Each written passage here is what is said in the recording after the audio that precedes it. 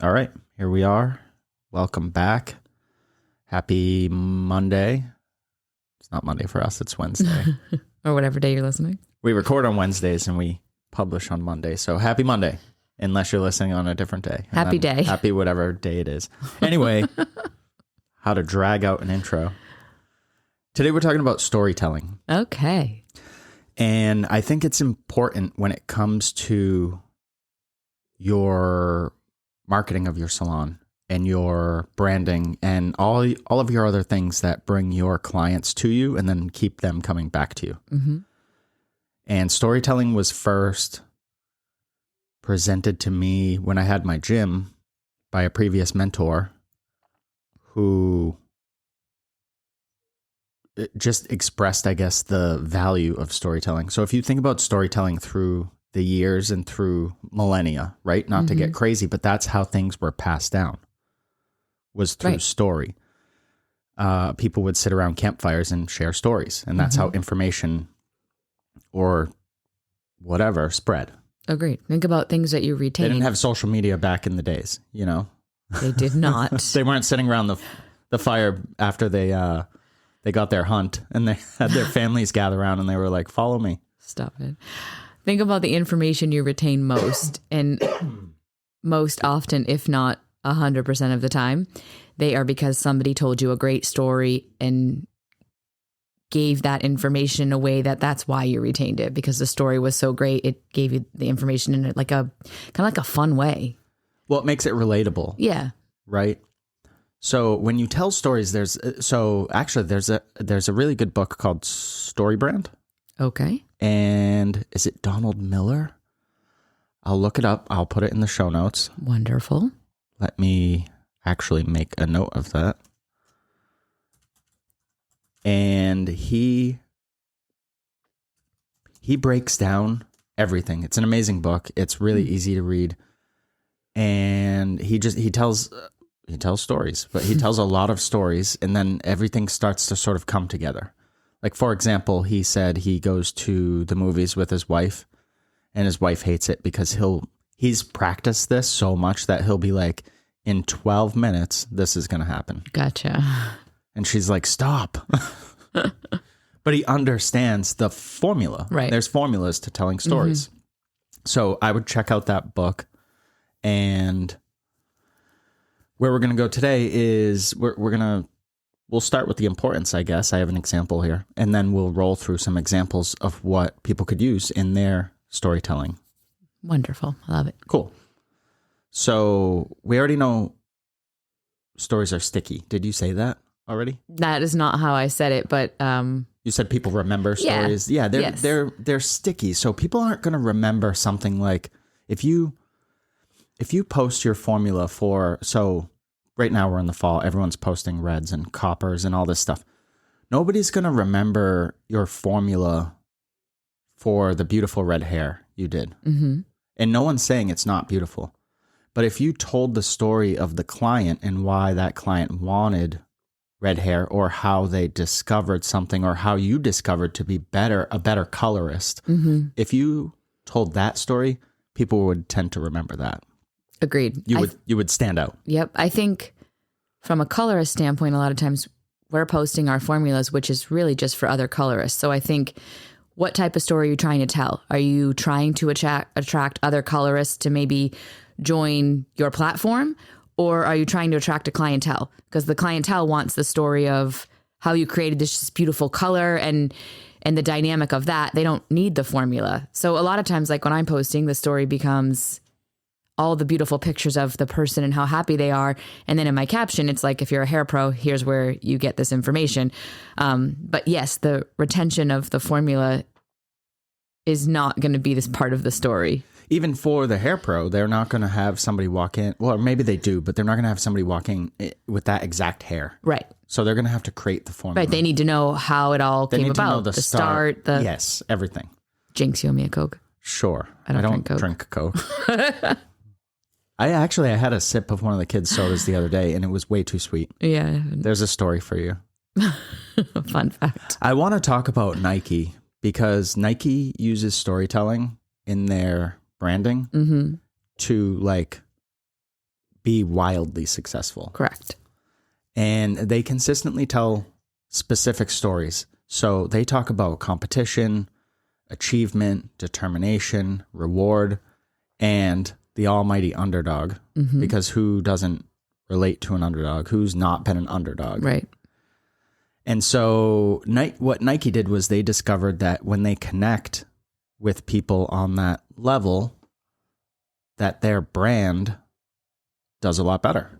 Shocker, right? Mm-hmm. So there's actually a book, I haven't read it yet, but I want to, called The Brand Gap. I know nothing about this book, so if you've read it, reach out and let me know if it's worth it. And in the book, I guess they talk about the idea of a brand being little more than a collective idea from people's gut feelings about your product, service, or company. Okay.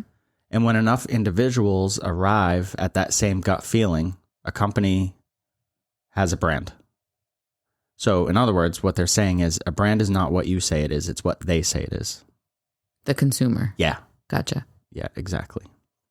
And I thought that was pretty cool. That I was doing a little research before making these podcast notes, and I was like, this is a cool story. I just happened to stumble upon it. Yeah. All right. I think with the Nike thing, it makes sense, right? Like they're speaking to the consumer and that consumer wants to feel a certain way in whatever they're doing. So if I want their to feel like I just won the fucking Super Bowl. Yeah, is about, exactly that, then you're like, I need those shoes because I'm going to do better. Whether you are or not, it doesn't matter. Their story is making you believe that you will be a better performer in their shoes. So hair related, like your story needs to showcase how beautiful your client feels, like the smile, and someone's watching that is like, they think they're looking at the hair, but they're like feeling happy watching that story that you're telling. Right. And that's what you're trying to capture. Yeah, it's really compelling. And Nike is just one of many brands. If you look around, what the big brands that do it well, what they do is they tie an emotion to it. Yes. And in the book I was talking about earlier, they talk about how your client is the hero in the story. This is the formula. I think we all want to put ourselves first. And you have to get out of that mindset if you want to be as effective at marketing as possible. Correct. You can go around talking about just you, how awesome you are, how awesome your haircuts are. You do the sickest colors ever. No one can lighten hair like you. That's good, but you're making it about you, so it doesn't stick as much as it would if you made it about someone else. Where do you come in? So if the client or the potential client is the hero, for example, and I think they use this example in the book, your client is, if you're a Star Wars fan, I am. Your client is Luke Skywalker. And Luke Skywalker has a problem. He wants to become a Jedi and travel the galaxy and save everyone. That was my lightsaber. All right. We're obviously going to have to get some lightsaber effects. I'll talk to Marley about that. Our son loves Star Wars. Anyways, I digress. So who are you then in that story? So your client is Luke Skywalker, and his problem is that he wants to become a Jedi. So that makes you Obi-Wan Kenobi. I was like, I'm the Jedi Master. Yes. Which is Obi-Wan Kenobi. Right. And what you have to do is bridge that gap. So you have to get him from little kid, not capable of using the Force, to a Jedi Knight. Angry, to a Jedi. Right? And if you think about storytelling that way, you will be successful, because I don't know if a lot of people do think about it that way. I think they want to tell their story. Right. And that's important also. But you still have to keep in mind that at the end of the day, your client has a problem. And you need to solve it. So let's dive into some ways we can do that. So first, I think you've got to start with your salon narrative. Like, what story do you want to tell? Yes. How do you figure that out? We talk about this. I almost said we talk about this shit all the time. This is where your core values come in. Right. Your mission, your branding, your identity, your vision. What are you doing? Where are you going? Who are you bringing along with you? Right. The very fundamentals. And that story, if you're into telling a story about yourself, it kind of should be your easiest one to tell, because it's all about what you're putting out there, right? For the consumer, for sure. but you've put the work in yourself. So it's like telling your story for them. Exactly. So for example, your core values would demonstrate to a client how you would get them to where they want to go. It's still about the client. Right. Even though it's your plan. Right. It's still about the client. It's a good marriage. You're the one right that comes there. up with the plan because you're the professional. You're the guide. You're the person that's getting the hero of the story to their ultimate outcome. So here's an example. So one of your core values might be perseverance. That's great. What the hell does that mean though in the client world? In the world of hair, in the world of clients. What if you persevered? That's the story. So what's a story that you can use to connect that word to an emotion within your client or potential client? That's your formula for that. It's pretty simple. Yeah. It's going to take some practice. It's just a little bit of thinking. And that's what we want, right? Yeah. With this podcast, that's become our thing. So the next one I had is your salon's origin story. And telling this, yes, is about you, but it's also demonstrating like your beginnings, I guess, to your clients so they can relate to you. It's sort of setting the scene.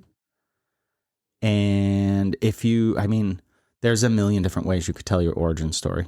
You could write a blog post about and just host it on your like About Us page or how we got started or whatever. And you see that a lot on websites. Yeah, right? Our story. That's a super popular place to put it. You could do a video and throw it on YouTube and link it everywhere. You could, that would be like a do it once and then you have it forever. Every month you have that piece of content that you could share either a clip from or revisit or whatever. Right. So you're kind of creating this content and then not recreating the wheel. Right. Right. That's what you get out of your fundamentals and your origin.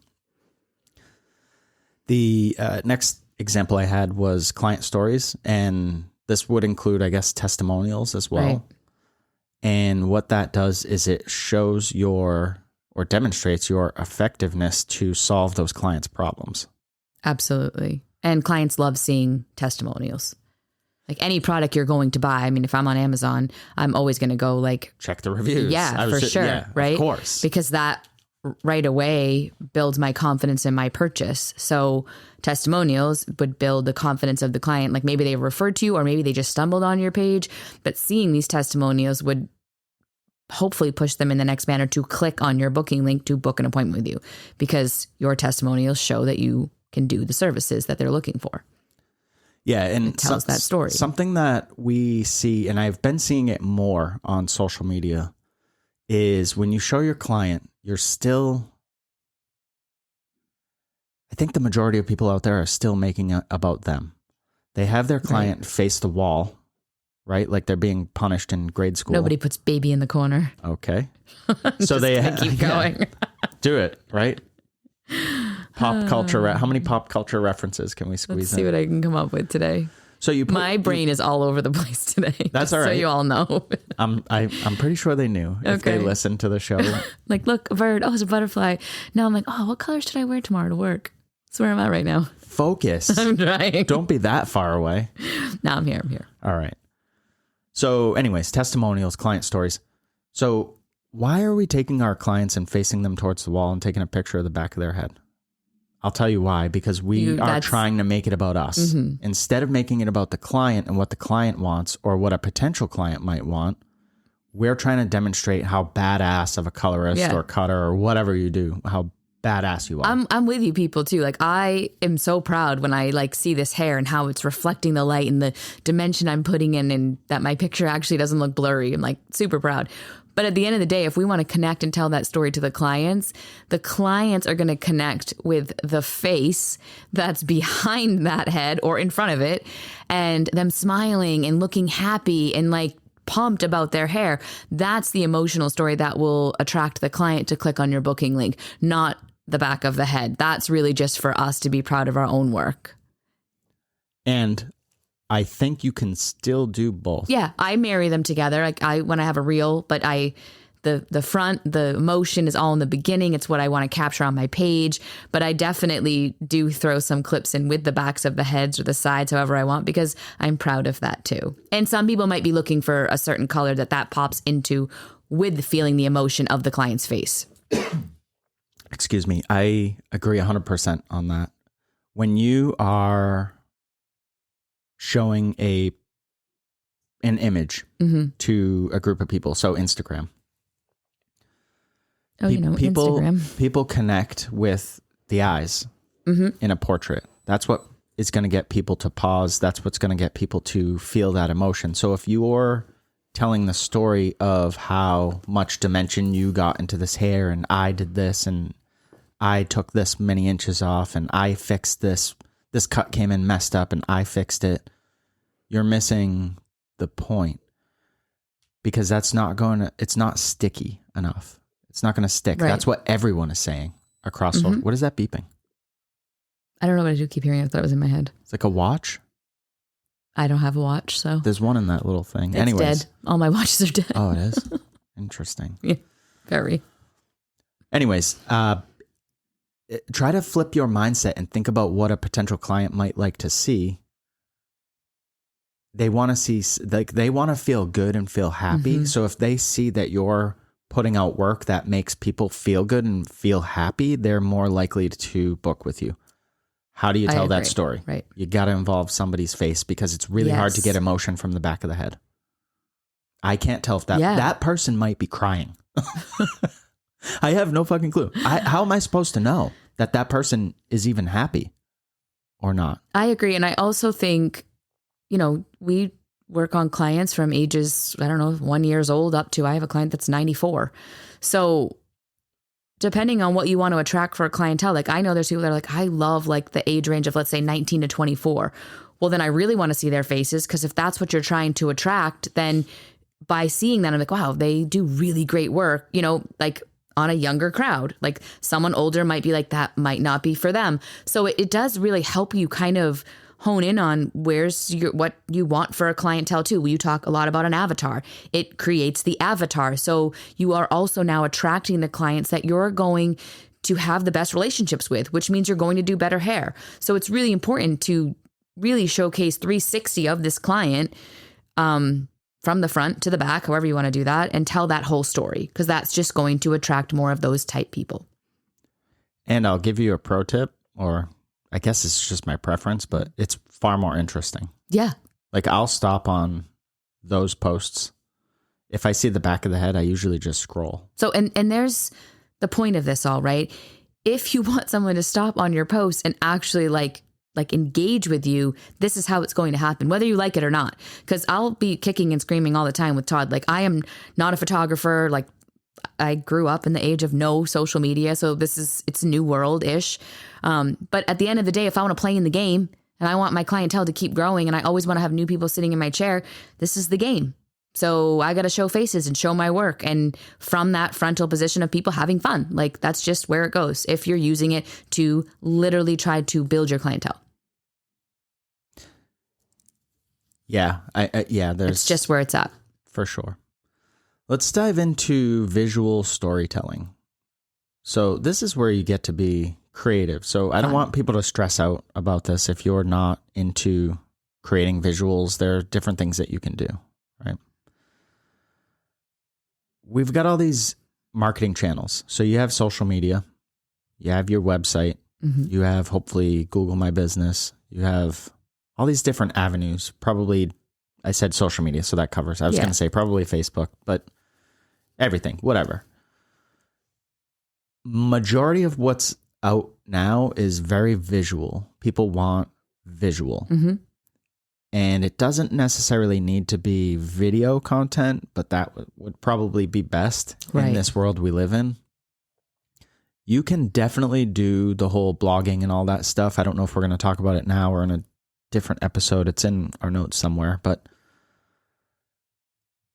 visual content is just, it's impactful. It can be, I guess, impactful. And you can go down like a rabbit hole on this stuff, because you could use things like Canva and create these crazy visuals, and you could do video editing and make your video is really interesting. But what it breaks down to is, I guess, what are the visuals that you can capture that are powerful enough that you create an emotion, right? Or you tell a story. And it could be just entertainment, right? We think of things we want things to be educational, inspirational, and entertaining, right? Mm-hmm. Those are sort of the three things we think about. Yeah. It can just be entertainment. Maybe you put out some stuff that you just think is fun. That might be enough to connect with people as long as you're sprinkling in the other things. Mm-hmm. As long as you don't go too far where it's like, this doesn't relate to my brand. I just thought these effects were cool. Because you see that, right? You see the person that just learned how to use like CapCut or something. So their videos jumping all over the place and spinning, and there's smoke effects and all this stuff. And you're like, what is happening here? So for example, we do a lot of education at our salon. Maybe you do a lot of education at your salon. You should be showing and creating content that tells that story. Right. If education is important to you, maybe you video a class that you do. Now, don't video it, like find an interesting, I'm going to try to simplify this. Find an interesting but not overwhelming like perspective or angle. Set up your phone or your camera, whatever you're working with, hit record, and just do your thing. Mm-hmm. You'll learn a lot from this. Then take that video and cut it up. Use little clips. You don't have to even use the audio. Right. Put it over a song. Or what you could do is take a piece of that content and voiceover. Mm-hmm. Guys, so say you're trying to attract people. You have a cutting class coming up and you are cutting whatever, a long layered haircut. Guys, when I take this section, I used to run into this issue. Now you're making it about them. And most often I'm like, oh, I run into that same problem. Right. Now, what are you going to show me to overcome that? Right. Here's what I did to overcome that. And you just show them, or you talk while the visual is there. So they're getting the visual, but they're getting the words from you. That's a simple, I think, example that people could. Yeah. And I think with storytelling, like, yes, it's all work, but I mean, if you're playing in the game of social media and trying to build your business, it's work either way. So out of this is just kind of picking which one maybe sounds the most fun and try that one first. Yeah, like, don't do them all, but like I love where Todd's coming. So we do a ton of education, and I have an upcoming class that I'm doing just for fun because I don't know why I'm a geek like that, and I want to geek out on a haircut. But I will get content from that, and that also just shows what we stand for at our salon. So if we go back to like the narrative of our origin story and what we stand for, to just say your salon does education and then like you really don't, like you have nothing to like back it up, like it just falls flat. So like for us, we say we do education, we actually do education weekly. So for us to put out this visual content and tell this story just showcases sort of like it's the backbone to our business, and we're actually doing it. Like here's our actionable steps that we take, and we'll share it with you, right? And it just, especially for us, for like a hiring process, it shows stylists that are really looking for education that when they go to our page or they visit our website, they see all the education we're doing. So it's important for us to get some clips from Monday's class to just back up everything we say we offer, that we're actually doing it.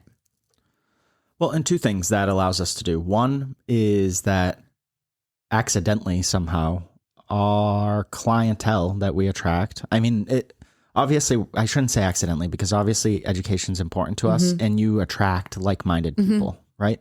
So our clients aren't going to come in for a cutting class. Right. They don't need to know how to cut hair. We cut hair for them. But they will come into our salon knowing that we're ongoing education all the time. Right. But they love that stuff. Yes. And they love that we do that stuff. If we have a big class, obviously we close, but they love that there can be learning and education taking place maybe next to them. Right. While they're getting their hair done. And it's not disruptive because we've worked it into our culture. It's not like a class off to the side that's wicked loud and you're trying to be quiet while you're getting your hair done. No, it's part of what we do at Hello. Yeah. The second thing I wanted to touch on based on what you just said was the hiring process. It's really easy for us to see authenticity in people and decide if they align with our values because they just want to, or if they truly do. Right. I have seen a handful of times over these last few years where people are like, I want to learn, I want to be educated, I want ongoing education, this is the place for me, blah, blah, blah. I don't know if they're just trying to get a job, any job. Mm-hmm. But then when they come in, it's education day, they don't show up. Yeah. Or they hide in the corner. Hide in the corner. Or they have to use the bathroom 27 times. Mm-hmm. Or they're on their phone. They're not really into it. And that's such an easy way for us to tell that this person's just not a fit for our brand, our company. Because some people think they do want stuff and then it's too hard for them, or it made the feeling of being uncomfortable is just not comfortable. And that's fine. There's Agreed. a bazillion other salons you can go to, but we truly do the stuff we say we do. No joke. So we talked about emotional connections, but let's touch on that again. So building emotional because this is a big one, right? Connections. It goes back to your Nike story. Like any type of storytelling you decide to do, you have to make this emotional connection.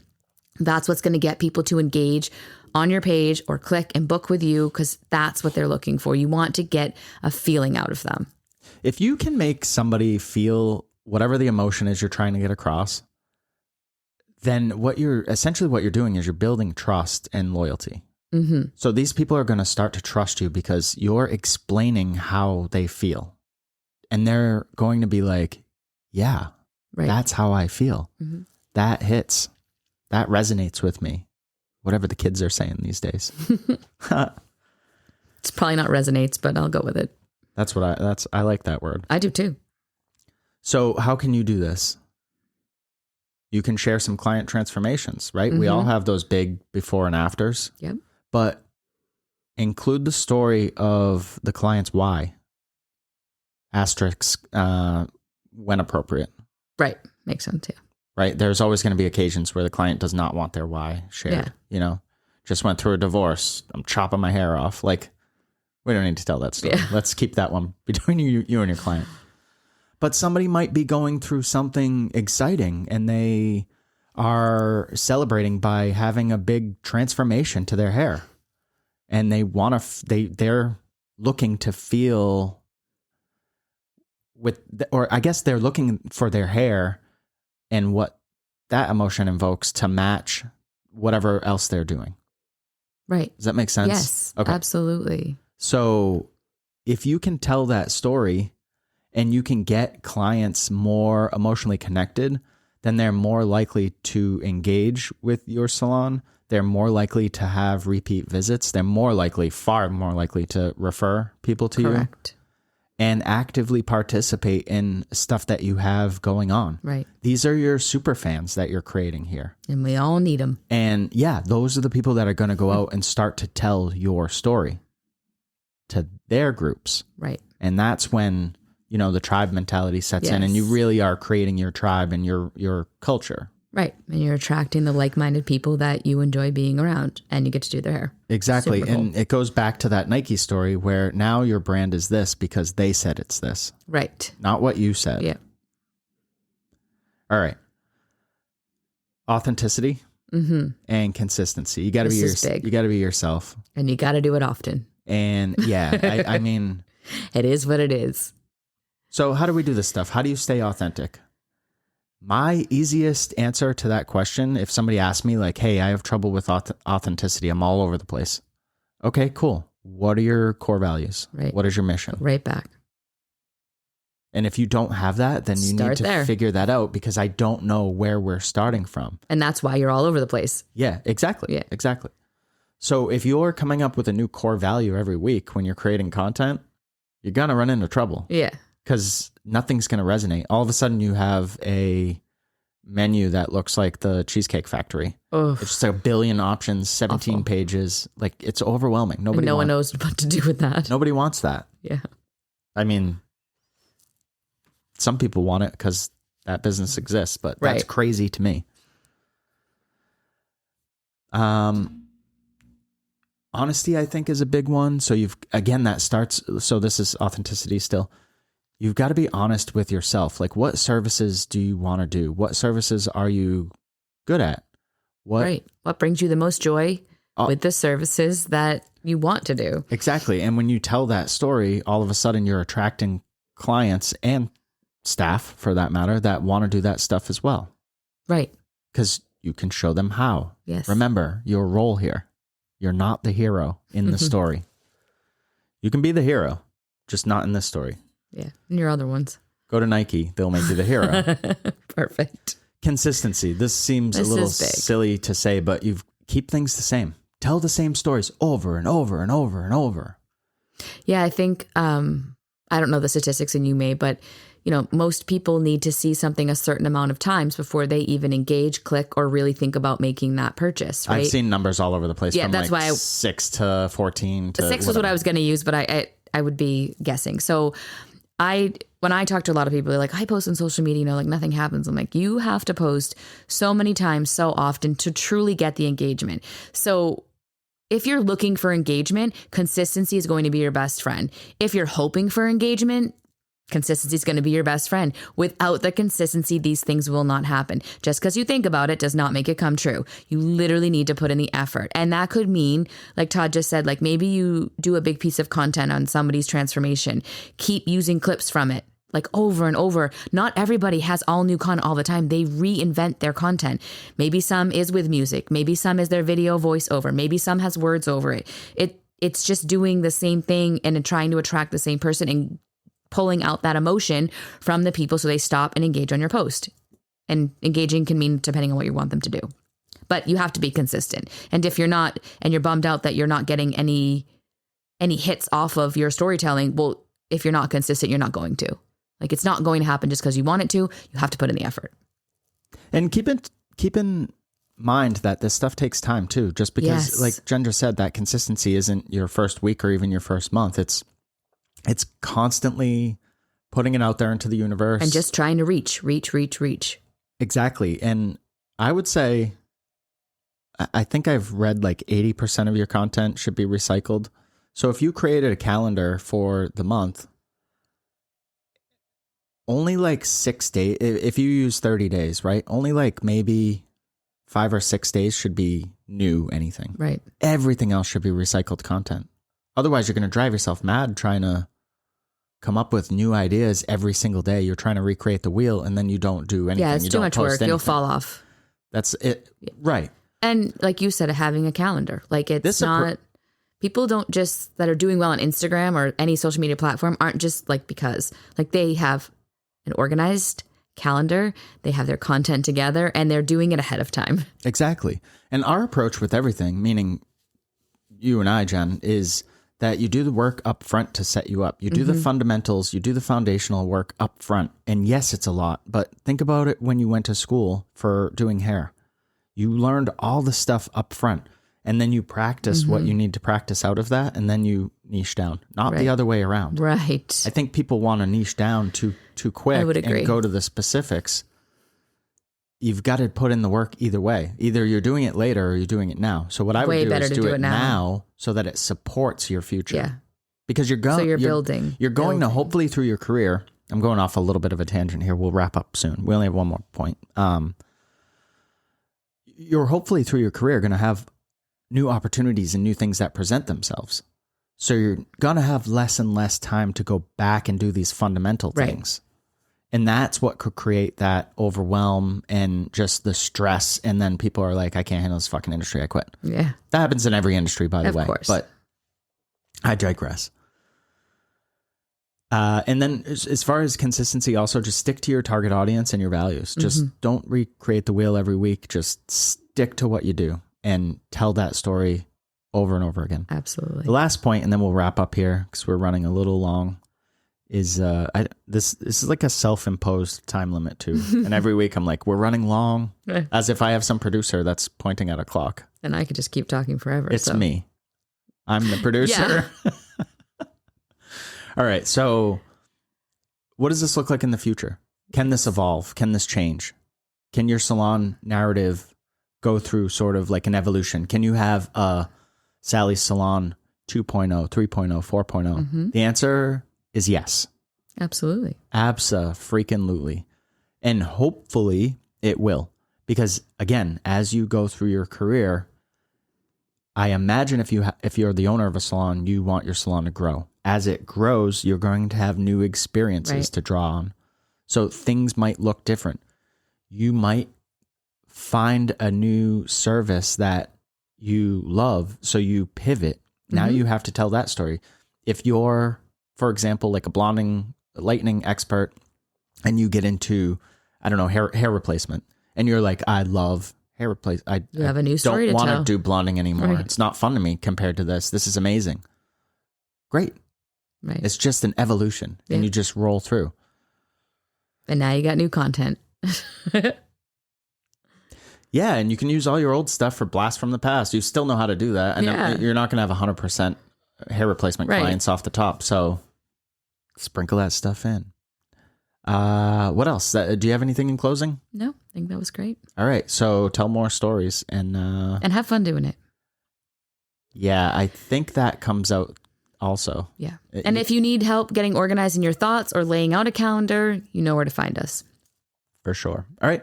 We will see you next Wednesday, Wednesday, whatever. See you when I see you. Bye.